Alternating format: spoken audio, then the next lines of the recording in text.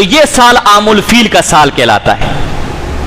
اس عام الفیل کے سال کے 50 یا 55 دنوں بعد رسول اللہ صلی اللہ علیہ وسلم کی ولادت ہوئی۔ مختلف اقوال ہیں، ایک قول یہ کہ 9 ربیع اول کو ولادت ہوئی ہے، ایک قول یہ کہ 8 ربیع اول کو ولادت ہوئی ہے، ایک قول ہے کہ 10 کو اور ایک قول ہے کہ 12 کو۔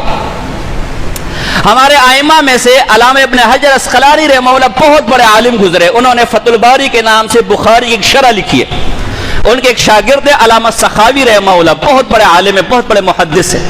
تو خطیب بغدادی کا عالم گزرے، مورخ گزرے، ان کی تاریخ پر کتاب ہے۔ خطیب بغدادی نے بخاری کے متعلق کہا ہے کہ امت اب تک بخاری کا حق ادا نہیں کر سکی، اس کی ایسی خدمت نہیں کر سکی جیسی خدمت اس کا حق تھا۔ تو علامہ سخاوی رحمہ فرماتے ہیں اگر خطیب صاحب میرے استاد صاحب کی یہ فتح الباری دیکھ لیتے تو اپنے اس قول سے رجوع کر لیتے میرے استاد نے بخاری کا حق ادا کر دیا، ایسی شرح لکھی۔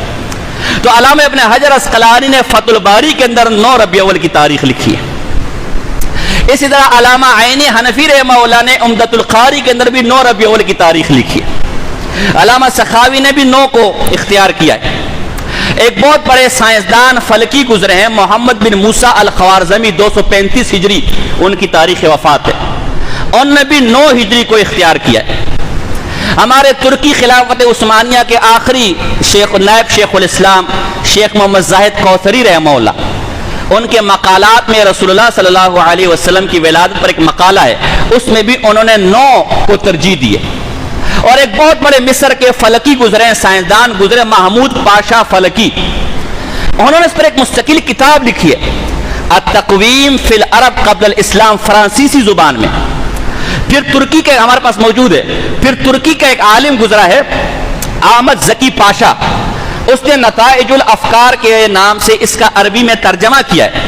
انہوں نے سائنسی اور ریاضی بڑا زبردست دلائل کے ساتھ یہ ثابت کیا ہے کہ یقینی طور پر رسول اللہ صلی اللہ علیہ وسلم کی ولادت 9 ربیع اول تھی، 20 اپریل تھا، 571 عیسوی تھا، اور صبح صادق کا وقت تھا۔ اور صبح صادق کا وقت ابھی بھی آپ 20 اپریل کا دیکھیں تو قریباً 4:40 بنتا ہے۔ یہ حضور علیہ السلام کی ولادت 9 ربیع اول۔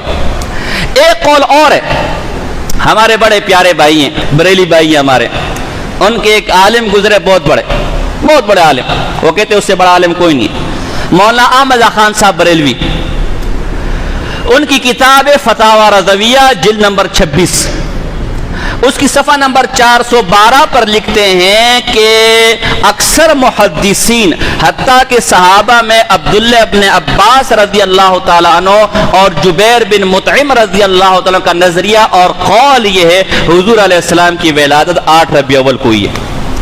اور پھر کہتے ہیں میں نے خود بھی حساب لگایا کہ چکر کیا ہے، زیجات یعنی فلکیات کے اصول سے اور ریاضی کے اصول سے، تو میں نے جو حساب لگایا وہ بھی 8 ربیع اول کا نکلتا ہے، 12 ربیع الاول وفات ہے اور 8 ربیع اول تاریخ پیدائش۔ تو اب معلوم نہیں کہ 12 ربیع اول کو جو کیا جاتا ہے وہ کس عنوان سے اور کس کے تحت کیا جاتا ہے، جیسے کہ جو کر رہے ان کے بڑے بھی 8 ربیع اول کو مان رہے تاریخ پیدائش، 12 ربیع اول کو بالاتفاق وفات مان رہے۔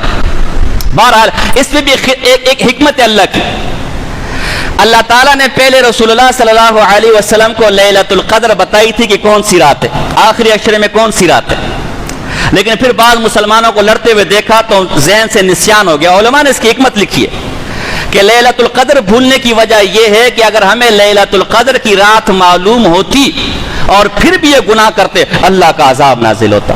تو رسول اللہ صلی اللہ علیہ وسلم کی تاریخ ولادت اگر یقینی طور پر معلوم ہوتی اور پھر بھی ہم یہ ڈھول ڈمکے کرتے، یہ ڈھول باجے کرتے جو اس وقت پورے شہر کے اندر 12 ربیع الاول دن کیے جاتے ہیں، تو اللہ کے غضب کو کوئی روکنے والا۔ اللہ نے اس تاریخ بلانے کی برکت یہ کر دی کہ رسول اللہ کی اصل تاریخ ولادت جو تھی اس میں خرافات کو پاک کر دیا۔